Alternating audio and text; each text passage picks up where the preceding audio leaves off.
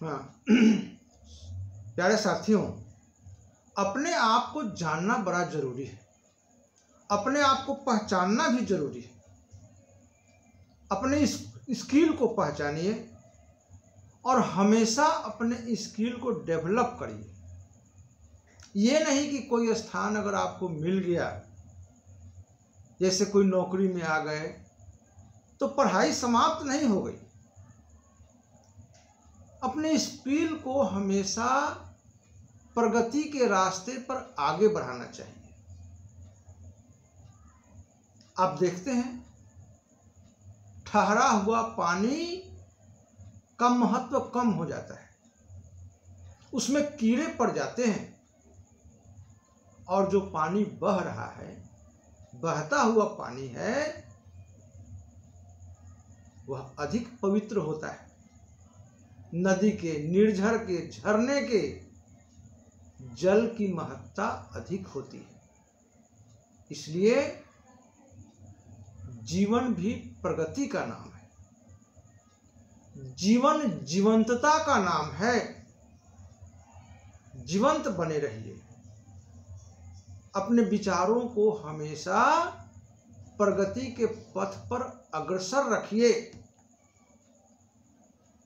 अब देख लीजिए, जीवन में परिपक्वता बड़ी जरूरी है। एक कथा सुनाता हूं। भगवान शिव की दूसरी पत्नी पार्वती बचपन से ही शिव के प्रति उनके मन में अनुराग था, और फिर वह भगवान शंकर की पूजा करती थी, आराधना करती थी, तप करती थी, जबरदस्त तपस्या शिव को पाने के लिए पति के रूप में। मालूम है आपको, भगवान शिव की पहली पत्नी सती, वो कहानी जानते हैं ना आप? अच्छा ठीक है, किसी दूसरे दिन बताऊंगा, अभी इस प्रसंग को लीजिए। तब माता पार्वती भगवान शिव को पाने के लिए पति रूप में जबरदस्त तपस्या करती थी, लेकिन भगवान शिव बिल्कुल अपने तप में लीन थे, ध्यान में मग्न थे। यदि भगवान विष्णु आकर पार्वती को नहीं बचाते तो पार्वती के तो प्राण ही निकल जाते। तपस्या में बिल्कुल कृशकाय, सिर्फ हड्डी पंजर ही रह गया था। तो क्या भगवान शिव इतने निष्ठुर थे, निर्दयी थे?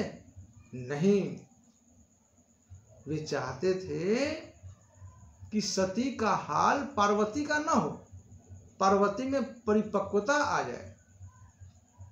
साथियों, आज के बच्चों को यदि पैसे मिल जाए, सबसे पहले आईफोन खरीदेगा, घूमेगा फिरेगा। आज छोटा मोबाइल मिल गया, कल बड़ा मोबाइल खरीदेगा। आज छोटी गाड़ी मिल गई ना, कल बड़ा गाड़ी खरीदेगा। उस पर ममता नहीं होगी, 100 की स्पीड में चलाएगा, टक्कर मार देगा, गिर जाएगा। माता पिता को और परेशानी। क्यों? क्योंकि परिपक्वता की कमी है, कमी है ना।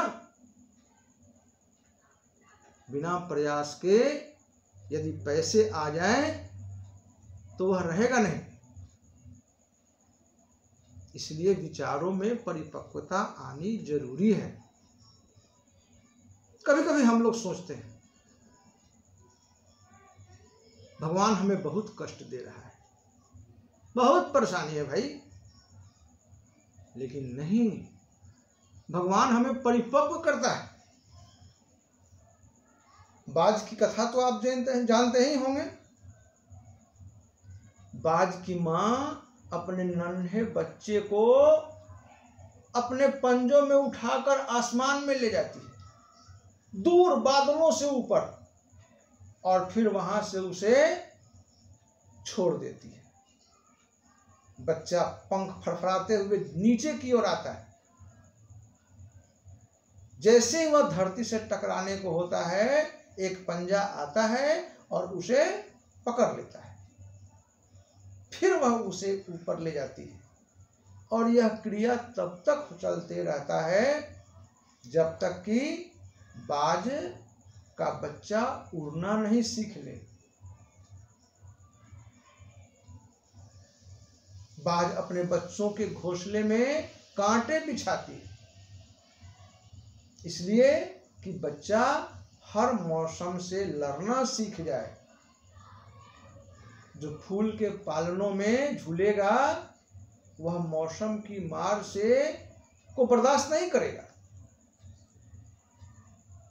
इसलिए जीवन में कठिनाई और जीवन में संघर्ष बहुत जरूरी है। विचार दो प्रकार के होते हैं, आप जानते हैं ना। ऊर्जा का क्षय नहीं होता, एनर्जी कभी नष्ट नहीं होता, वायुमंडल में वह चक्कर काटता है। विचार भी दो प्रकार के होते हैं, एक सकारात्मक, दूसरा नकारात्मक। एक उदाहरण के द्वारा समझाता हूं। मान लीजिए आप सुबह सोकर बाहर निकले, देखे सामने वाले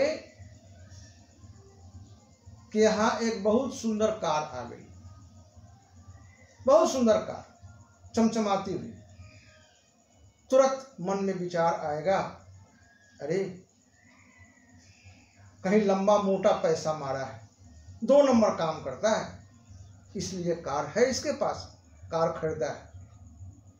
और ये विचार धीरे धीरे धीरे धीरे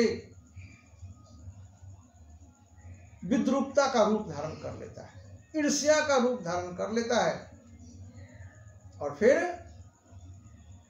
आप चाहेंगे कि किस तरह उसका कार का नुकसान हो जाए। और एक विचार यह होता है, एक आदमी ऐसा होता है कि अगर सामने वाले के घर में कार आया तो उसके मन में ये विचार आया, बेचारा बहुत मेहनत किया होगा, एक एक पैसा इकट्ठा किया होगा, हम भी ऐसा करेंगे, हम भी मेहनत करेंगे, हम भी अपने पैसे को बचाएंगे और एक बढ़िया कार खरीदेंगे। इससे भी सुंदर ये सकारात्मक सोच, और वह नकारात्मक सोच, ये होना चाहिए। साथियों, कभी कभी आप देखते हैं मन में बात आती है, अरे वह तो भाग्य का बड़ा धनी है, बड़े अमीर घर में पैदा लिया,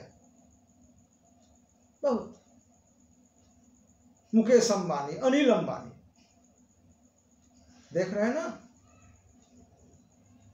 जिसने पैसे को सहेजना नहीं सीखा, पैसे के मूल्य को नहीं समझा, उसका पैसा क्षण भर में उड़ गया।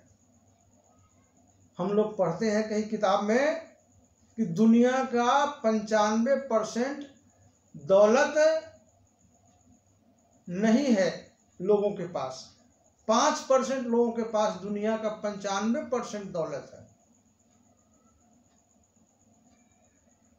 अगर मान लिया जाए कि उसके 95% दौलत अगर 95% लोगों के पास आ जाए, तो कुछ लोग दिन के बाद जानते हैं क्या होगा, 95% दौलत पुनः घूमकर उन 5% लोगों के पास चला जाएगा, क्योंकि उन्होंने दौलत को सहेजना सीखा है।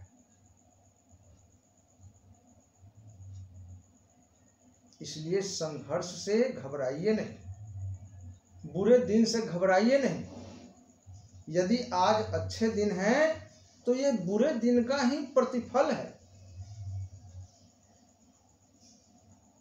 बुरे दिनों में आपने कठिन परिश्रम किया, कठिन तप किया, तभी आज अच्छे दिन आए हैं।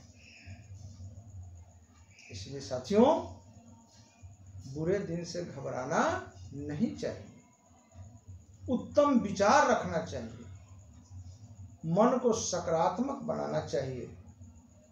मन सकारात्मक होगा तो काम भी अच्छे होंगे।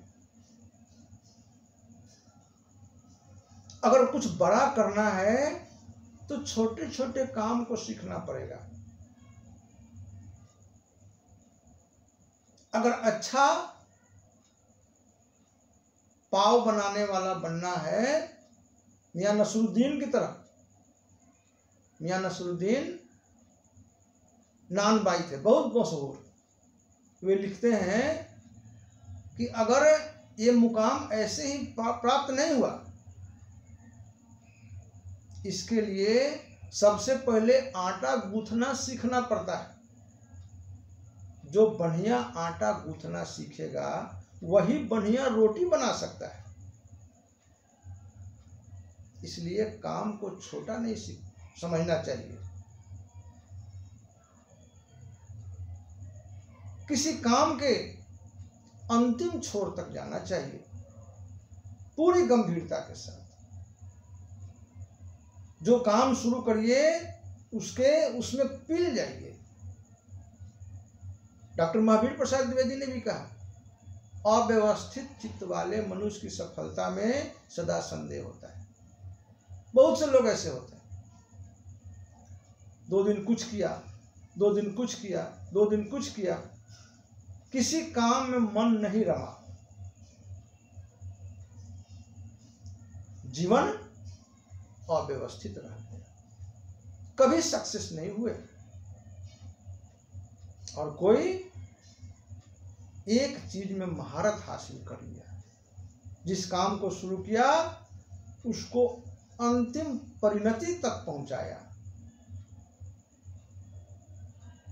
इसलिए सीखने का काम सदा होनी चाहिए, सदा सीखने का काम होना चाहिए। सीखने का कोई अंत नहीं है। वीडियो लंबा हो रहा है, अभी तक चैनल को लाइक सब्सक्राइब नहीं किए तो लाइक सब्सक्राइब कर दीजिए, क्योंकि आने वाला वीडियो जल्द ही आपके पास चला जाएगा। अच्छा लगे तो अपने मित्रों को शेयर करिए। फिर अगले वीडियो में मिलेंगे, तब तक के लिए धन्यवाद।